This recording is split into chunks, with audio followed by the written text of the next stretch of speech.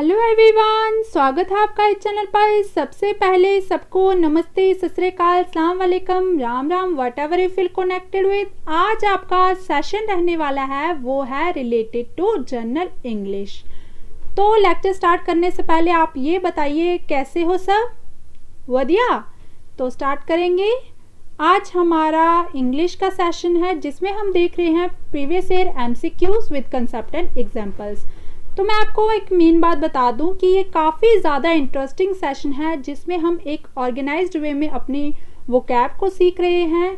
साथ ही साथ हम इस वोकैब का यूज़ जो है कॉम्पिटिटिव एग्ज़ाम में तो करेंगे ही, साथ ही साथ किस में करेंगे, अपनी डेली लाइफ में, और इसको रियल लाइफ में अप्लाई करेंगे। ओके, तो प्रैक्टिस कीजिए, आप इसको अपनी डेली लाइफ में या रियल लाइफ में भी अप्लाई कर सकते हैं। तो स्टार्ट करेंगे। यह आपकी क्लास 8th रहेगी। आपका जो फर्स्ट क्वेश्चन है आज का वो है द पैसेंजर अलाइटेड द बस। अब देखिए, पैसेंजर का मतलब होता है यात्रु और अलाइटेड का मतलब होता है उतरना। अब जो यात्रु हैं वो किससे उतरेंगे? Dash the bus. ऑप्शन है आपके पास फॉर, फ्रॉम, टू, एट। तो क्या है इसका राइट ऑप्शन? राइट ऑप्शन है फ्रॉम, मतलब कहां से उतरेंगे? From the bus. Okay, then next question है आपका shall we play indoors dash sweating out in the sun. यहाँ पे भी आपके पास 4 ऑप्शन है, instead of, other than, but for, because of. Instead of का मतलब होता है बजाय। ओके, तो और जो 3 ऑप्शन है ये तो आसान है, ये तो आपको पता ही होंगे। तो राइट ऑप्शन जो है इसमें है इंस्टेड ऑफ। तो इस लाइन का क्या मतलब हुआ कि हमें इंडोर्स में खेलना चाहिए बजाय कि हम बाहर धूप में पसीना निकालें। ठीक है, जैसे देखिए ये इंडोर्स गेम्स हैं जो हम रूम्स के अंदर भी खेल सकते हैं। देन नेक्स्ट क्वेश्चन है आपका the pen is mightier dash. तो पेन जो है वो किससे शक्तिशाली होता है? 4 ऑप्शन है आपके पास, then the king, then the artist, then the actor, then the sword. King आपको पता होगा, राजा, आर्टिस्ट कलाकार, एक्टर भी पता होगा, स्वॉर्ड का मतलब होता है तलवार। तो जो पेन है वो किससे शक्तिशाली होता है? वो होता है तलवार से भी शक्तिशाली, तलवार से भी तेज। ठीक है, देन नेक्स्ट क्वेश्चन है आपका व्हाट डज द फ्रेज। अब फ्रेज का आपको मीनिंग बताना है। फ्रेज है आपके पास cream of the crop mean. Okay, cream of the crop का आपको फ्रेज का मीनिंग बताना है। 4 ऑप्शन है आपके पास, the worst of a group, putting cream in coffee, icing a cake, the best of a group. तो अब देखिए क्रीम ऑफ द क्रॉप हम बोलते हैं ना, जैसे मलाई मलाई, मक्खन मक्खन निकाल दो। तो वो किस चीज में अप्लाई होती है? जब कोई चीज हमें बेस्ट में मिलती है। तो ऑप्शन जो है वो क्या होगा? The best of a group. जैसे आप कोई कहानी पढ़ लेते हो तो उसमें हमें सारी चीज़ें जो मतलब फालतू की चीज़ें होती है वो स्किप करनी होती है, लेकिन जो मेन चीज़ है वही हम क्या करते हैं, ऊपर ऊपर से स्किम कर लेते हैं। तो उसी को हम बोलते हैं क्रीम ऑफ द क्रॉप। तो इसका क्या मतलब होता है? The best of a group. So D option is right. Then next है choose one word for the following expression. यहाँ पे आपको फॉलोइंग एक्सप्रेशन के लिए आपको एक वर्ड चूज करना है, इसका मीनिंग बताना है। At 6s and 7s।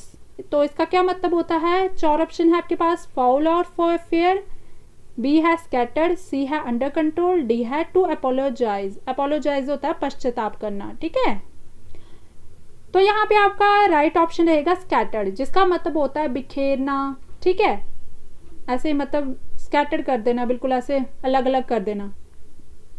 जैसे ये देखिए बीज, देखिए जैसे ये स्कैटर्ड हो गया ना, बिल्कुल अलग अलग हो गए हैं। तो हम जरूरी नहीं है चीज़ों के लिए स्कैटर्ड वर्ड यूज़ करते, कई बार हम ह्यूमन बीइंग भी स्कैटर्ड का यूज़ करते हैं। जैसे हम बोलते हैं ना वो इंसान बिल्कुल ऐसे बिखर गया है, तो उसके लिए भी हम स्कैटर्ड वर्ड यूज़ करते हैं। जैसे इसके कुछ सिनोनिम दिए हुए हैं, तो अदर वर्ड्स क्या हैं इसके 6s and 7s के?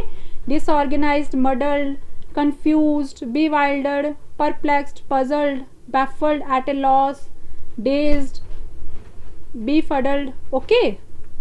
Then next है choose the misspelled word। अब आपको गलत स्पेलिंग चूज करना है। 4 ऑप्शन है आपके पास। यहाँ पे आपको आप बताइए यहाँ पे गलत कौन सा है। यहाँ पे देखिए सीज पहला जो ऑप्शन है वो भी ठीक है, सोलेमन ये भी वर्ड ठीक है, सिलेबल भी ठीक है। जो रॉन्ग है वो है डी। ओके, यहाँ पे आई की जगह ई आना था और ई की जगह आई आना था, जिसका मतलब होता है पकड़ना, जब्त करना। जैसे आप ये पैसे है ना, बिल्कुल ऐसे पकड़ लिए हैं, या फिर आपने छिपकली वगैरह देखी होगी, तो वो क्या करती है, कीड़ों को ऐसे बिल्कुल ऐसे जब्त कर लेती है, बिल्कुल पकड़ लेती है। ठीक है, सो नेक्स्ट है आपका चूज द मिसस्पेल्ड वर्ड। दोबारा से आपको गलत वर्ड बताना है। 4 ऑप्शन है आपके पास, पीस, पीस, पायर्स, पाइटी। अब देखिए पीस का मीनिंग भी आपको पता होगा, शांति, पीस का भी मतलब पता होगा। ओके, टुकड़े टुकड़े कर देना। पायर्स जो होता है ये वर्ड जो है वो गलत है, इसमें भी ई की जगह आई आना था और आई की जगह ई आना था, जिसका मतलब होता है प्रवेश करना। और पाइटी का मतलब होता है ईश्वर भक्ति या फिर धार्मिकता। ठीक है, तो जहां यहाँ पे जो राइट ऑप्शन है वो है आपका सी। ओके, जिसका मतलब होता है प्रवेश करना। देन नेक्स्ट है अपोजिट ऑफ फ्लैजिटियस। फ्लैजिटियस का मतलब होता है दुष्ट इंसान, उसका आपको अपोजिट मीनिंग बताना है। 4 ऑप्शन है आपके पास, इनोसेंट, वैपिड, इग्नोरेंट, फैबुलस। यहाँ पे देखिए वैपिड का मतलब होता है मतलब कोई जैसे टेस्टलेस चीज है ना, जैसे हम कुछ खाते हैं तो उसमें कोई स्वाद नहीं होता, हम बोलते हैं ये बेस्वाद है, उसे हम क्या बोलते हैं, वैपिड। ओके, कई बार हम वर्ड यूज करते हैं ना, ये चीज तो बिल्कुल ऐसे वैपिड है, मतलब इसमें कोई टेस्ट नहीं है, तो वैपिड हम उसको बोलते हैं। इग्नोरेंट तो आपको पता होगा, इनोसेंट भी पता होगा। फ्रैबुलस का मतलब भी दुष्ट ही होता है। अब देखिए यहाँ पे थोड़ी स्पेलिंग मिस्टेक हो गया, FRIV आना था, बी नहीं आना था, वी आना था। ठीक है, फ्रैबुलस का मतलब भी दुष्ट होता है, लेकिन आपको सिनोनिम नहीं बताना है, आपको इसका अपोजिट बताना है। इसका अपोजिट क्या होगा, इनोसेंट। मतलब कि हमारा ए ऑप्शन जो है वो राइट है। ओके, देन नेक्स्ट है select the similar word for fake.